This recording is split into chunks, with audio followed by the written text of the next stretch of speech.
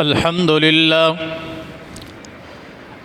لله نحمده ونستعينه ونستغفره ونؤمن به ونتوكل عليه ونعوذ بالله من شرور أنفسنا ومن سيئات أعمالنا من يهده الله فلا مضل له ومن يضلله فلا هادي له ونشهد أن لا إله إلا الله وحده لا شريك له ونشهد أن محمدًا عبده ورسوله يا أيها الناس اتقوا ربكم الذي خلقكم من نفس واحدة وخلق منها زوجها وبث منهما رجالا كثيرا ونساء واتقوا الله الذي تساءلون به والأرحام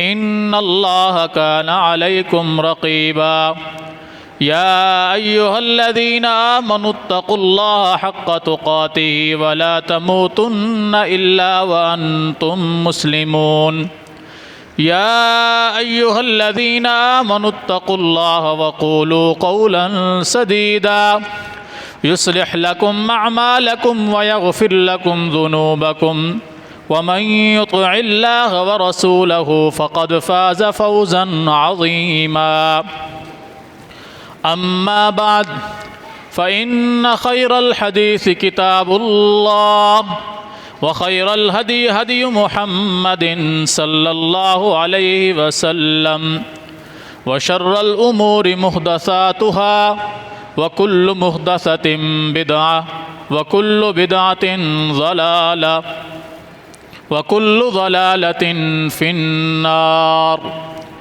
أعوذ بالله السميع العليم من الشيطان الرجيم بسم الله الرحمن الرحيم يا أيها الذين آمنوا استعينوا بالصبر والصلاة إن الله مع الصابرين اللهم صل على محمد وعلى آل محمد كما صليت على إبراهيم وعلى آل إبراهيم إنك حميد مجيد اللهم بارك على محمد وعلى آل محمد كما باركت على إبراهيم وعلى آل إبراهيم إنك حميد مجيد رب اشرح لي صدري ويسر لي أمري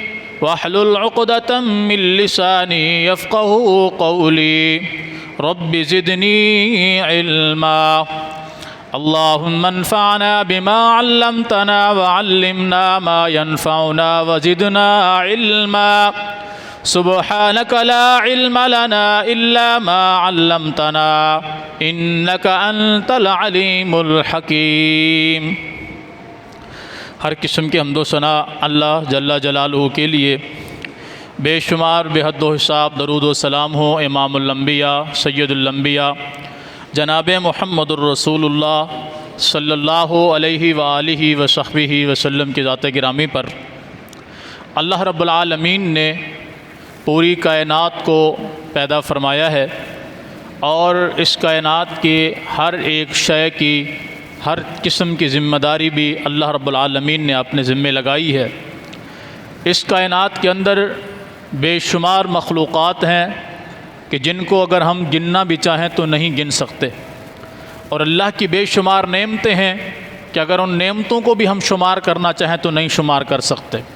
خود اللہ کا اعلان ہے وَإِن تَعُدُّوا نِعْمَةَ اللَّهِ لَا تُحْصُوهَا، اگر تم اللہ کی نعمتوں کو شمار کرنا چاہو تو لا تحصوها، تم اس کو گن نہیں سکتے کہ اس کی کتنی نعمتیں ہیں۔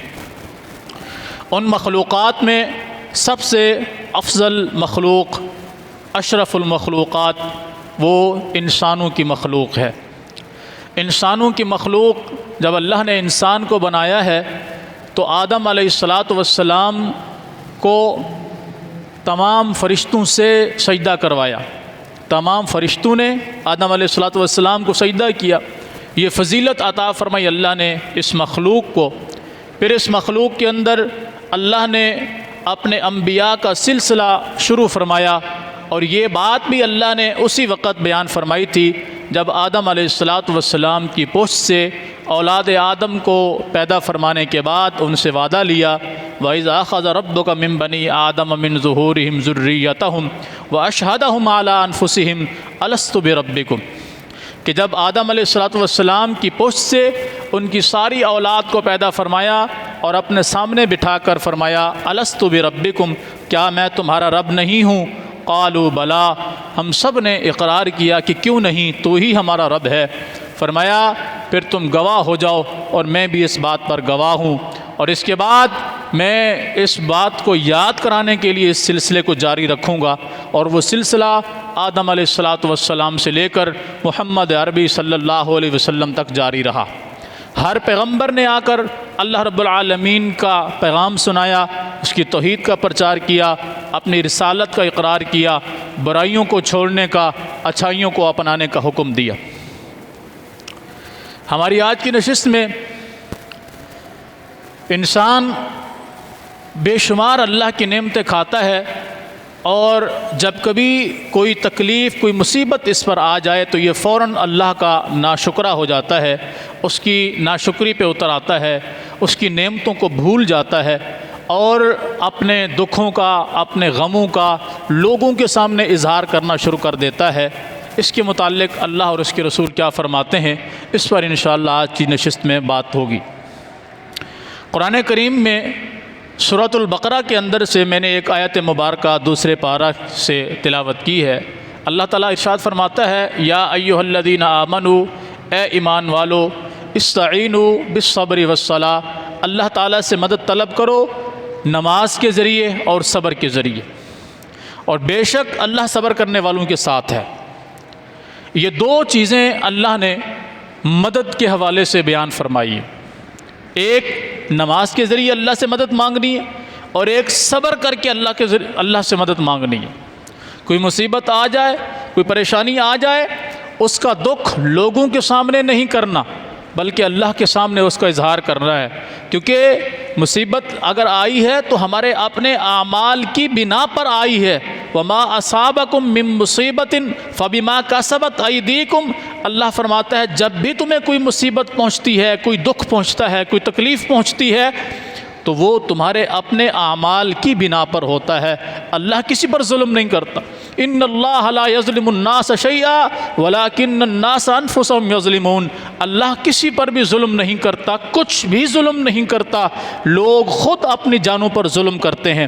تو اگر ہم پر کوئی مصیبت، کوئی پریشانی، کوئی دکھ، کوئی آفت آتی ہے، کوئی آزمائش آتی ہے، تو وہ ہمارے اپنے اعمال کی بنا پر آتی ہے۔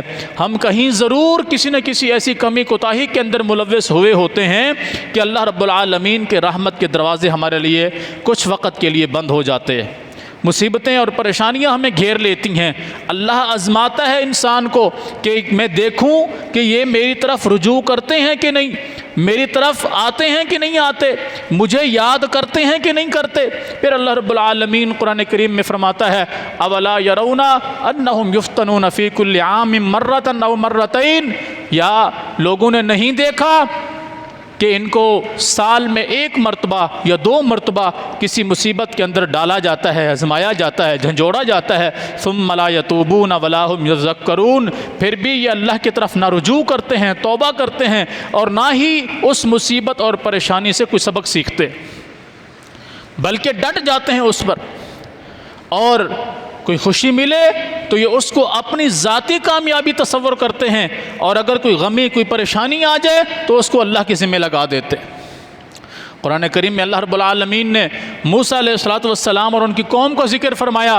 سورہ یاسین کے اندر اللہ تعالیٰ فرماتا ہے کہ جب ان کو کوئی مصیبت، کوئی پریشانی آتی تو یہ کہتے کہ اے موسیٰ، یہ تیری وجہ سے ہمیں ایسا معاملہ پیش آیا، اگر تو ہمیں یہ نہ کہتا، یہ کام کرنے کو نہ کہتا، یہ کام چھوڑنے کو نہ کہتا، ہمیں فلاں چیز کی طرف دعوت نہ دیتا، تو یہ جو فرعون اور اس کا لشکر اور اس کے باقی کارندے ہم پر ظلم و ستم کر رہے ہیں، ہمیں یہ پریشانی نہ ہوتی، صرف تیری بات ماننے کی وجہ سے ہم پر یہ مصیبت آئی ہے، فلاں تکلیف جو آئی ہے وہ تیری وجہ سے آئی ہے، فلاں مصیبت جو آئی ہے وہ تیری وجہ سے آئی ہے۔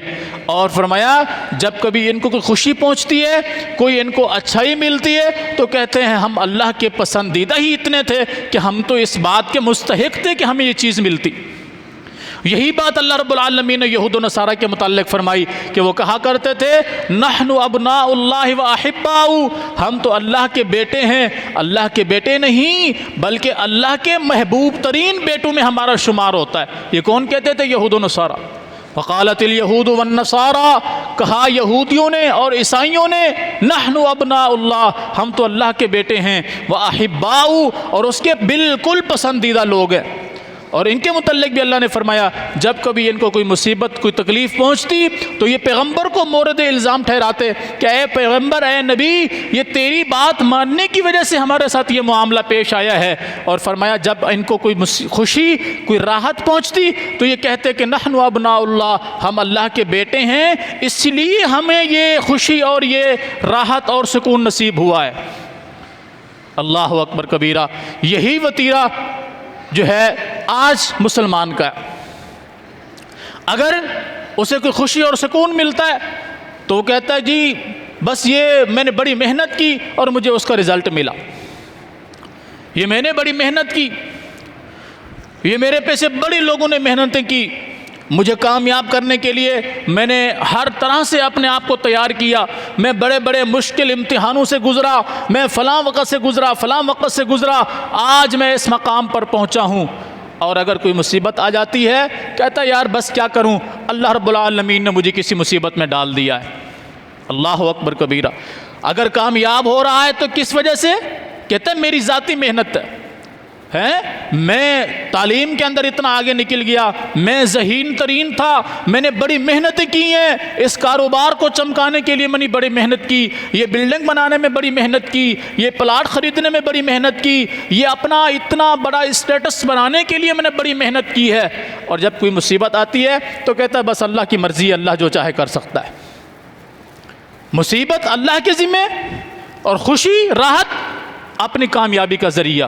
حالانکہ اللہ کیا فرماتا ہے وَمَا أَصَابَكُم مِّن مُّصِيبَةٍ فَبِمَا كَسَبَتْ أَيْدِيكُم، جو تمہیں تکلیف اور مصیبت پہنچی ہے تمہارے اپنے اعمال کی وجہ سے پہنچی ہے۔ اور اللہ رب العالمین نے منافقوں کے متعلق فرمایا کہ وہ رسول اللہ صلی اللہ علیہ وسلم سے کہا کرتے تھے کہ جب کبھی ان کو کوئی مصیبت آتی تو کہتے ہیں اے پیغمبر یہ آپ کی وجہ سے ہمیں پہنچی ہے، یہ آپ کی وجہ سے ہمیں پہنچی ہے۔ اور اگر ان کو راحت ملتا ہے تو کہتے ہیں یہ ہم اس کے مستحق تھے، ہمیں تبھی یہ راحت اور سکون ملی ہے۔ آج مسلمان کا بھی یہی نظریہ ہے، عقیدہ یہ بن چکا ہے، وہ کہنے کو تو مسلمان ہے، اپنے آپ کو محمد عربی صلی اللہ علیہ وسلم کا امتی کہلاتا ہے اور آپ کے نقش قدم پر چلنے کے وہ بڑے بڑے دعوے کرتا ہے، لیکن حقیقت میں وہ کھوکھلا ہے۔ جب کوئی مصیبت پریشانی آتی ہے پھر وہ بھاگتا ہے لوگوں کے پاس، کبھی کسی درگاہ پہ، کبھی کسی فلانے کے پاس، کبھی چھوٹے کے پاس، کبھی بڑے کے پاس، مجھے اس مشکل سے نکالو، مجھے اس مصیبت سے نکالو، مجھے اس پریشانی سے نکالو۔ اور اللہ کے در پہ نہیں آتا، اللہ کے سامنے سربہ سجود نہیں ہوتا۔ اور اللہ خود قرآن میں فرماتا ہے کبھی کبھار اس کو ایسا ہوتا ہے کہ جب یہ ہر طرف سے مایوس ہو جاتا ہے، کہیں سے اس کی کسی پریشانی کا کوئی حل نہیں نکلتا، پھر دعوا اللہ مخلصین لہ الدین، پھر یہ خالص اللہ کو پکارتا ہے کہ اب اللہ ہی مجھے اس مصیبت سے نکالے گا، اس پریشانی سے نکالے گا، اس آفت سے نکالے گا، اس آزمائش سے نکالے گا۔ فلما نجاہم الی البر، فرمایا جب ہم ان کو کسی خشکی کے اوپر لا دیتے ہیں، ان کو پریشانی مصیبت سے نکال دیتے ہیں، اذا ہم یشرکون، پھر یہ ہمارے ساتھ شرک کرنا شروع کر دیتے ہیں۔ مطلب پھر یہ کہتے ہیں یہ فلاں کی وجہ سے ایسا ہوا، فلاں نے مجھ پر نظر کرم کی، فلاں نے میرے ساتھ یہ معاملہ کیا، ورنہ میں تو بہت گرا ہوا تھا، مصیبت میں تھا تو اللہ کو پکار رہا تھا، اب مصیبت سے نکلا ہے تو اللہ کا شکر ادا کرنے کی بجائے غیر اللہ کو اللہ کے ساتھ شریک کر رہا ہے۔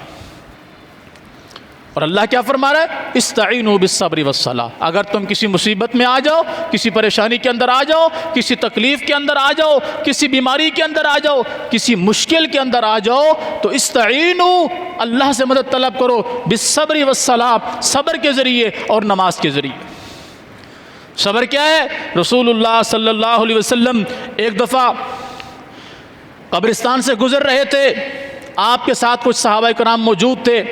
آپ ایک قبر کے پاس سے گزرے، ایک عورت اپنے کسی قریبی مرنے والے کی قبر پر بیٹھ کر رو رہی تھی، چیخ و پکار کر رہی تھی. اس حدیث سے کئی مسئلے ثابت ہوتے ہیں.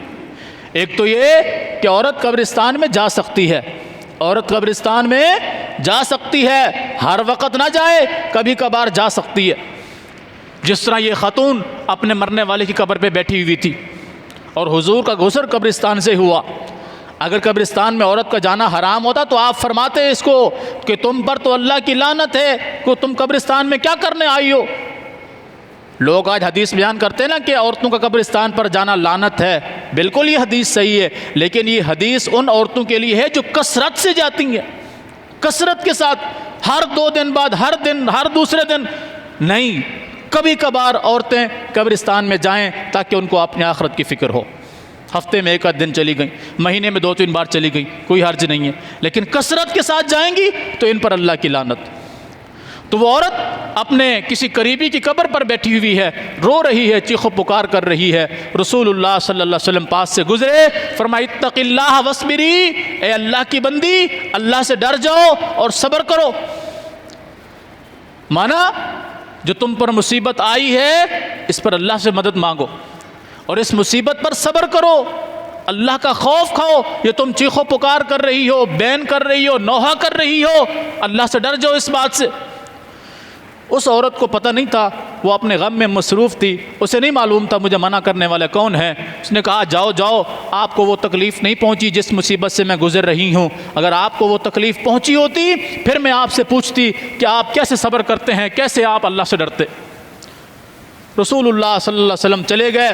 پیچھے اس کو لوگوں نے بتایا کیا تم جانتی ہو جس کے ساتھ تم نے اس انداز میں بات کی ہے وہ کون تھے؟ اس نے کہا میں نہیں جانتی، میں تو اپنے غم میں مصروف تھی. کو بتایا گیا اللہ کی بندی وہ اللہ کے رسول تھے صلی اللہ علیہ وسلم. وہ عورت بھاگتی ہوئی آئی، دوڑتی ہوئی رسول اللہ صلی اللہ علیہ وسلم کے پاس آئی. آپ اپنے گھر میں تشریف فرما تھے. وہ عورت کہتی ہے جب میں رسول اللہ صلی اللہ علیہ وسلم کے گھر پہ گئی تو مجھے گھر پہ دروازے پر کوئی چوکیدار نظر نہیں آیا. ایک ایک بات کو نوٹ کر رہے ہیں صحابہ اور صحابیات کہ میں نے حضور کے دروازے پر کوئی دربان، کوئی چوکیدار نہیں پایا.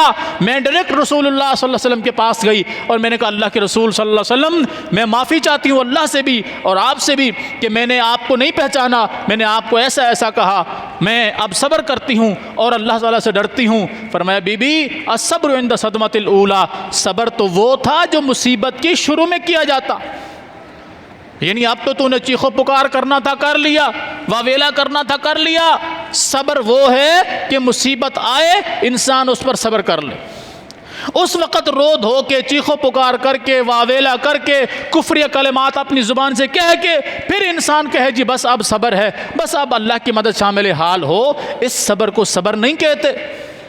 اور یہ آپ نے اکثر دیکھا ہوگا، میں نے بھی دیکھا ہے، ہم میں سے تقریباً ہر بندے نے یہ دیکھا ہے کہ اگر ہم میں سے کسی کے گھر میں میت ہو جائے تو بعض دفعہ ہمارے گھر کے افراد میں سے، خواتین میں سے یا مردوں میں سے کوئی نہ کوئی ایسے الفاظ کہہ رہا ہوتا ہے تیری جگہ پر میں مر جاتا تو کیوں مرا، تیری جگہ پر اللہ مجھے اٹھا لیتا تجھے کیوں اٹھایا. اللہ نے ہمارے گھر کو دیکھا ہوا ہے، موت نے ہمارے گھر کو گھیرا ہوا ہے. جب بھی کوئی موت آتی ہے، جب بھی کوئی مرتا ہے ہمارے خاندان سے مرتا ہے، جب بھی کوئی مرتا ہے ہماری فیملی میں سے مرتا ہے، جب بھی کوئی مصیبت آتی ہے ہمارے ہی گھر پہ آتی ہے. یہ جملے آپ میں سے بھی بعض نے سنے ہوں گے کہ ہمارے گھر میں سے کسی نہ کسی کی زبان سے یہ جملے نکلتے ہیں اور ہم کہتے ہیں وہ بیچارہ غم میں اتنا تھا کہ اس کو پتہ نہیں تھا وہ کیا کہہ رہا تھا. او بھائی یہی تو موقع ہے اصلاح کرنے کا، کہ ایسے جملے اپنی زبان سے نہیں نکالنا. کیوں؟ رسول اللہ صلی اللہ علیہ وسلم کی تعلیمات کو دیکھی ہے. آپ صلی اللہ علیہ وسلم کے صاحبزادے سیدنا ابراہیم رضی اللہ تعالیٰ عنہ 18 ماہ کی عمر ہے, آپ فوت ہو رہے ہیں. رسول اللہ صلی اللہ علیہ وسلم نے اپنے دونوں ہاتھوں مبارک میں اپنے لخت جگر کو اٹھایا ہوا ہے اور فرما رہے ہیں کہ ان بفراقک یا ابراہیم لمحزونون, اے ابراہیم تیری جدائی نے, تیرے جانے نے ہمیں غمزدہ کر دیا, ہم تیری وفات پر بڑے غمگین ہیں. ان بفراقک یا ابراہیم لمحزونون, اے میرے بیٹے ابراہیم تیرے جانے پر ہم بڑے غمزدہ ہیں, بڑا ملال ہے, بڑا دکھ ہے ہمارے دل میں. ولا نقول الا ما یرضی ربنا, لیکن اے بیٹے تیرے جانے پر بھی ہم اپنی زبان سے ایسا کوئی جملہ نہیں نکالیں گے جس سے رب ناراض ہو, بلکہ ہماری زبان سے صرف وہی نکلے گا جس سے ہمارا رب راضی ہو. یہی تو موقع ہے. جب کوئی گھر میں میت ہو جائے, کوئی مصیبت آ جائے, کوئی پریشانی آ جائے, یہی تو موقع ہوتا ہے صبر کرنے کا. اس وقت اگر بندہ چیخو پکار کر لے, واویلا کر لے, پھر کہے آپ میں صبر کرتا ہوں, تو یہ صبر نہیں ہے. اب یہ بے بسی کے بعد صبر کر رہا ہے. صبر وہ تھا جو مصیبت کے وقت کرتا, صبر کا پہاڑ بن جاتا. رسول اللہ صلی اللہ علیہ وسلم کی آنکھوں مبارک سے آنسو جاری ہیں. صحابہ کرام نے دیکھا, کہا اللہ کے رسول صلی اللہ علیہ وسلم کیا آپ بھی روتے ہیں؟ وہ یہ سمجھتے تھے کہ شاید یہ عام انسان روتے ہیں, پیغمبر نہیں روتے. آپ نے فرمایا یہ آنسو تو اللہ کی رحمت ہے. اللہ اکبر کبیرہ, یہ آنسو اللہ کی رحمت ہے. یہ فطرت ہے انسان کی کہ انسان کو جب کوئی پریشانی, کوئی مصیبت آتی ہے, کوئی اپنا بچھڑتا ہے تو اس کی آنکھوں سے آنسو آتے ہیں. یہ تو اللہ کی رحمت ہے. لیکن چیخو پکار انسان کی فطرت میں شامل نہیں. یہ طرز اللہ کو پسند نہیں ہے, یہ طریقہ اللہ کو پسند نہیں ہے.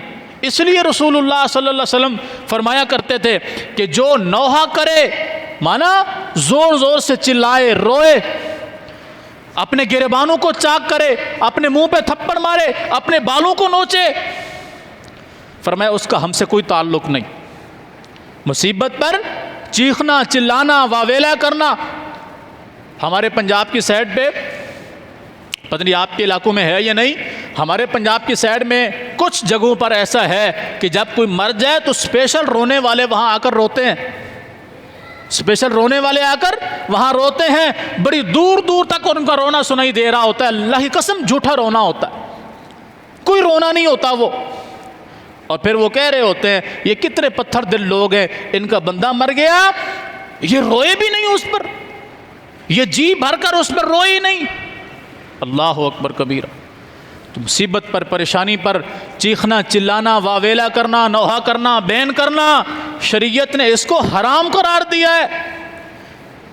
اور ایسے لوگوں پر شریعت نے لعنت کی ہے. صبر اور تحمل یہ اسلام کی تعلیم ہے. مصیبت پر صبر, نعمت پر شکر ادا کرنا, مصیبت پر صبر کرنا, یہ اسلام کی تعلیم ہے. رسول اللہ صلی اللہ علیہ وسلم کو خبر ملی کہ فلاں جگہ پر میت ہوئی ہے تو عورتیں رو رہی ہیں. سیدنا انس کو فرمایا یا سیدنا بلال کو فرمایا جو ان کے منہ میں خاک کی مٹھیاں بھر کے, مٹی کی مٹھیاں بھر کے ان کے منہ میں ڈالو, کہ ان کو شرم نہیں آتی, وہ چیخو پکار کر رہی. اسلام نے اتنی شدت اختیار کی ہے اس معاملے میں, صبر کی تلقین کی, اللہ سے مدد طلب کرنے کی تلقین کی. اور نبی کریم صلی اللہ علیہ وسلم نے کتنی خوشخبری بیان فرمائی. فرمایا مومن کا معاملہ بڑا عجیب ہے. اللہ اکبر. مومن کا معاملہ بڑا عجیب معاملہ ہے کہ اس کو کوئی مصیبت آتی ہے, یہ اس پر صبر کر جاتا ہے, اس مصیبت پر صبر کرنے کی وجہ سے اللہ اس کو اجر عطا فرماتا. اور فرمایا اگر اس کو کوئی نعمت مل جائے, کوئی خوشی اس کو مل جائے, یہ اس پر اللہ کا شکر ادا کرتا ہے, اللہ اس پر بھی اس کو اجر عطا فرماتا ہے. مانا مومن ہر حال میں اجر پاتا ہے. مصیبت میں صبر کرنے پر اجر, نعمت میں شکر ادا کرنے پر اجر. کسی حال میں مومن کا نقصان نہیں ہے, بشرطے کہ وہ مومن ہو. ہمارے جیسا دوگلا نہ ہو کہ مصیبت پر واویلا کرنے والا ہو, نعمت پر تکبر کرنے والا ہو, یہ میری مرضی سے, میری محنت سے, میرے ایسا کرنے سے ایسا ہوا. نعمت پر وہ اللہ کا شکر ادا کرے. رسول اللہ صلی اللہ علیہ وسلم کے متعلق آتا ہے، آپ صلی اللہ علیہ وسلم کو جب کبھی کوئی غم کی خبر پہنچتی، کوئی پریشانی کی خبر پہنچتی، آپ سب سے پہلے وضو فرماتے اور 2 رکعت نماز پڑھتے، اللہ سے اس کے لیے مدد مانگتے۔ اللہ اکبر کبیر۔ اور جب کبھی کوئی خوشی کی خبر پہنچتی، کوئی نعمت آپ کو سنائی دیتی، کوئی نعمت آپ کو مل جاتی، تب بھی آپ 2 رکعت نماز پڑھتے اور اللہ کا شکر ادا کرتے۔ یہ تعلیم دی ہمیں کہ صبر پر، مصیبت پر صبر کرنا ہے، اللہ سے مدد مانگنا ہے۔ اور وہ کیسے؟ 2 رکعت نماز پڑھ لیں، اللہ سے دعا کر لیں، اللہ کی قسم اللہ اس مصیبت پر ایسی آپ کو طاقت اور ہمت عطا فرمائے گا کہ آپ صبر کے پہاڑ بن جائیں گے۔ کوئی خوشی مل جائے، کوئی نعمت مل جائے، لوگوں کو اس نعمت اور خوشی کا اعلان کر کے ڈھنڈورا پیٹنے سے بہتر ہے 2 رکعت نماز پڑھ کے اللہ کا شکر ادا کیجئے، اللہ تو نے عطا فرمایا، اگر تو عطا نہ فرماتا تو کون عطا فرماتا؟ قرآن کو پڑھیے، اللہ قرآن میں فرماتا ہے کہ ایمان والوں کی علامتیں کیا ہیں کہ جب یہ کوئی گناہ کر بیٹھتے ہیں، کوئی زیادتی کر بیٹھتے ہیں، کوئی نقصان کر بیٹھتے ہیں تو کیا کہتے ہیں؟ ربنا ظلمنا انفسنا۔ ہمارے والد آدم علیہ السلام اور ہماری والدہ حوا علیہ السلام، ان دونوں کی دعا کو اللہ نے یہاں ذکر کیا سورہ اعراف میں 8ویں پارہ میں۔ اور یہ آیت قیامت تک کے لیے ہر مسلمان اور مومن کے لیے یہ دعا کے سبب کے طور پہ بیان کر دی گئی۔ کیا کہا انہوں نے؟ ربنا، اے ہمارے رب، ظلمنا انفسنا، ہم نے اپنی جانوں پر خود ظلم کیا۔ ظلمنا انفسنا، ہم نے اپنی جانوں پر خود ظلم کیا ہے۔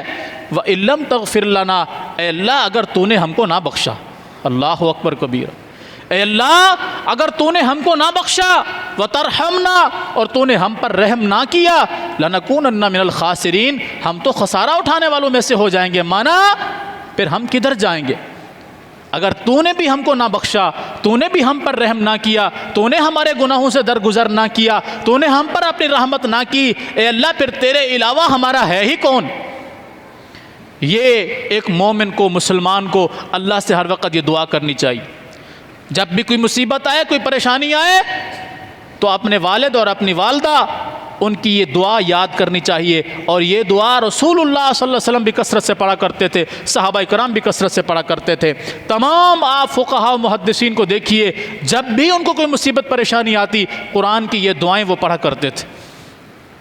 ربنا ظلمنا انفسنا، اے ہمارے رب ہم نے اپنی جان پر ظلم کیا، ہم نے گناہ کیے، ہم نے کمی کوتاہی کی، ہم سے یہ غلطی ہو گئی ہے، تو نے ہم پر کوئی ظلم نہیں کیا، تیری طرف سے کوئی پریشانی نہیں آئی ہے، جو کچھ بھی ہوا ہے ہمارے اپنے اعمال کی وجہ سے ہوا ہے۔ ظلمنا انفسنا، ہم نے اپنی جانوں پر ظلم کیا ہے۔ وَإِن لَّمْ تَغْفِرْ لَنَا، اے اللہ اگر تو نے ہم کو معاف نہ کیا، ہمارے گناہوں کو نہ بخشا، وَتَرْحَمْنَا، ہم پر رحمت نہ کی، لَنَكُونَنَّ مِنَ الْخَاسِرِينَ، اللہ ہم تو خسارہ اٹھانے والوں میں سے ہو جائیں گے، ہم تو نقصان والوں میں سے ہو جائیں گے۔ معنی کیا ہے؟ اے اللہ تو ہم پر رحمت نازل فرما، ہمارے گناہوں کو معاف فرما، ہم سے درگزر فرما۔ اور دیکھیے سورۃ البقرہ کی آخری آیت، حالانکہ یہ آخری 2 آیات رسول اللہ صلی اللہ علیہ وسلم کو معراج کی رات بطور تحفتاً دی گئی ہیں۔ سورۃ البقرہ کی آخری 2 آیات تحفتاً دی گئی ہیں، ان میں آخری آیت کو پڑھیے، اس کا کچھ حصہ دیکھیے۔ ربنا ولا تحمل علینا، اے اللہ ہم پر کوئی ایسا وزن نہ ڈالنا جس طرح تو نے ہم سے پہلے لوگوں پر ڈالا۔ ربنا ولا تحملنا ما لا طاقت لنا بہ، اے اللہ ہم پر ایسا کوئی وزن نہ ڈالنا جس کو اٹھانے کی ہم میں طاقت نہ ہو۔ اللہ اکبر، آیت ہے نا، لا یکلف اللہ نفسا الا وسعها، اللہ کسی جان پر، کسی انسان پر، کسی شے پر اس کی طاقت سے زیادہ اس پر وزن نہیں ڈالتا، الا وسعها، مگر جس کی اس کی طاقت ہو جتنی، لہا ما کسبت وعلیہا ما اکتسبت، جو کچھ وہ کرتا ہے اس کا وزن اسی پر ہے، جو کچھ تم کرو گے تم پر ہے۔ ربنا لا تؤاخذنا، اے اللہ اگر ہم بھول جائیں، ربنا لا تؤاخذنا ان نسینا او اخطأنا، اے اللہ ہمیں نہ پکڑنا، ہمارا مواخذہ نہ کرنا اگر ہم کوئی کام بھول کر بیٹھے یا کوئی ہم سے جان بوجھ کر غلطی ہو جائے،